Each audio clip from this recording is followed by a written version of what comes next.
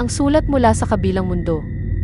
Noong unang panahon, may isang binatang nagngangalang Marco na mahilig maglakbay, mag-ipon ng mga kwento, at tuklasin ang mga misteryo ng mundo.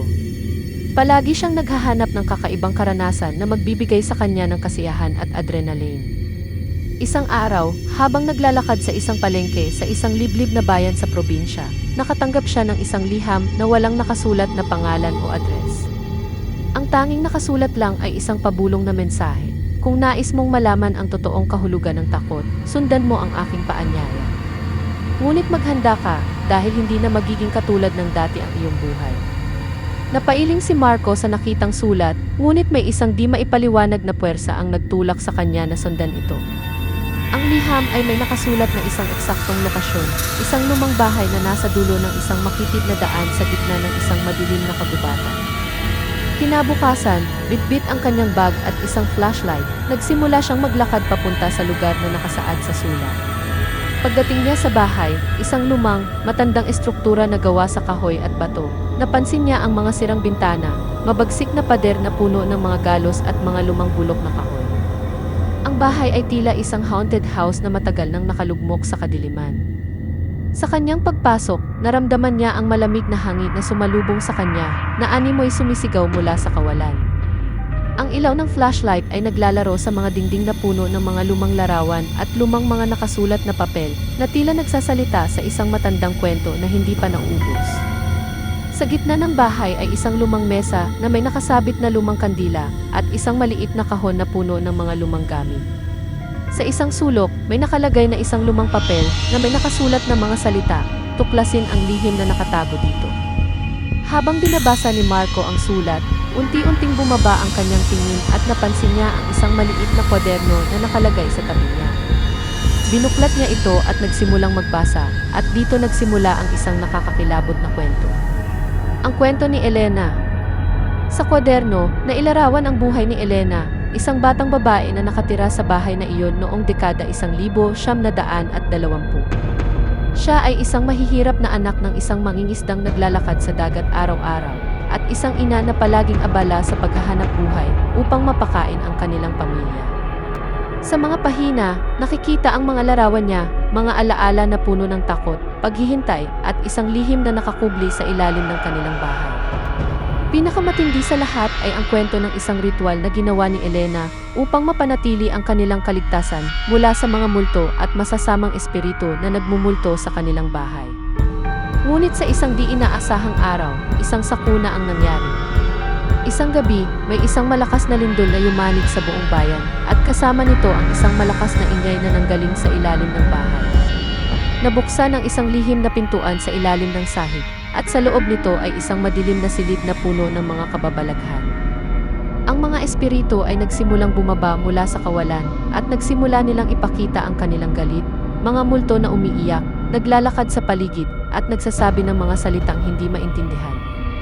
Sa gitna ng kaguluhan, isang matandang lalaki na nakasuot ng puting damit ang lumitaw. Nagsabi na kailangan nilang gawin ang isang ritual upang mapalayas ang mga multo.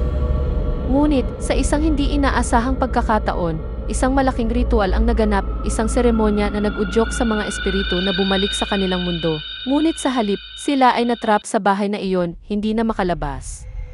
Ang bahay ay naging isang portal sa kabilang mundo, at ang mga espiritu ay nagpatuloy na nagmumulto, naghahanap ng paraan upang makalabas.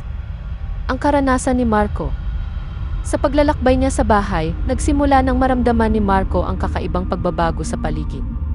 Ang mga ilaw ay nagsimulang magdilim, ang mga anino ay nagsimulang magsayaw sa kadiliman, at ang mga ingay mula sa dilim ay nagsimula ng umalingaungaw.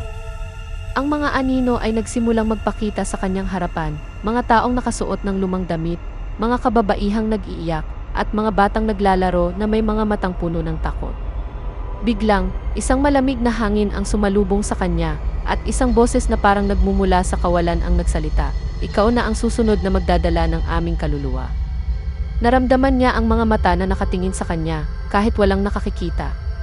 Ang bahay ay nagsimulang magbago, lumitaw ang mga anino na nagsasalita, mga multo na nagsasayaw sa paligid niya, at ang mga kwarto ay naging isang lugar ng walang katapusang pagdurusa. Sa isang bahaging naramdaman niya ang isang nakalutang na larawan ni Elena, nakangiti kahit na nakadilat ang mga mata, na parang nagsasabing ang kanilang kaluluwa ay nananatili sa bahay na iyon, naghihintay ng isang tao na makakatulong sa kanila. Ngunit ang higit na nakapagpatingkad sa kanyang takot ay ang isang lihim na nakatago sa ilalim ng sahig. Isang kabaong na puno ng mga lumang gamit at isang nakalutang na larawan ni Elena na nakangiti kahit na nakadilat ang mga mata, na parang nagsasabi sa kanya na ang mga espiritu ay hindi kailanman makakalaya.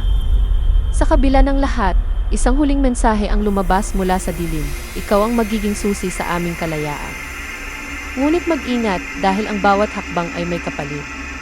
Ang paglalaban at pag-iwas. Sa bawat hakbang na ginawa ni Marco, nakaramdam siya ng isang kakaibang panginginig, parang may mga mata na nakakapit sa kanyang bawat galaw. Natutunan niyang makipag-usap sa mga espiritu na nagsasabi na hindi siya pwedeng manatili, kundi kailangan niyang hanapin ang isang paraan upang isara ang portal at mapalaya ang mga kaluluwa na nakakulong. Sa isang pagkakataon, nakatagpo siya ng isang lumang larawan ng isang batang babae na nagsasalita sa isang malumanay na tinig. Kung gusto mong makatakas, kailangan mong gawin ang isang ritual. Ngunit tandaan, hindi lahat ng espiritu ay pwedeng mapalaya ng walang kapalit. Sa mga sumunod na araw, nakipaglaban siya sa mga anino, nakipag-usap sa mga multo, at naglakad sa mga lugar na para bang walang katapusan.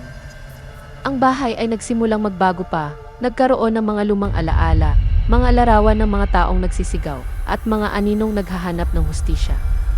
Sa huli, nahanap niya ang isang maliit na altar sa ilalim ng sahig, na puno ng mga lumang larawan at mga kababalaghan. Doon niya ginawa ang ritual na nagsasabi ng mga salitang hindi niya maintindihan, habang ang mga multo ay magsimulang mawala at ang portal ay nagsara. Ngunit bago ito nangyari, isang malaking espiritu ang lumitaw, isang batang babae na may mga mata na puno ng kalungkutan. Sinabi niya, "Salamat, ngunit ang aming kaluluwa ay hindi pwedeng mabawi. Humarap ka sa takot at baka makalimutan mo na kami." Sa isang malakas na paglakas ng hangin, nawala ang lahat at nagising si Marco sa kanyang kwarto, na puno ng pawis at takot. Ang liham ay nandoon pa rin sa kanyang kamay, pero lahat ng nakaraan ay tila isang panaginip lamang. Ngunit, sa bawat gabi, nakakarinig siya ng mga yabag sa labas ng bahay niya, na parang may mga multo na nagsasabing, "Balik ka na rito kung kaya mong harapin ang takot."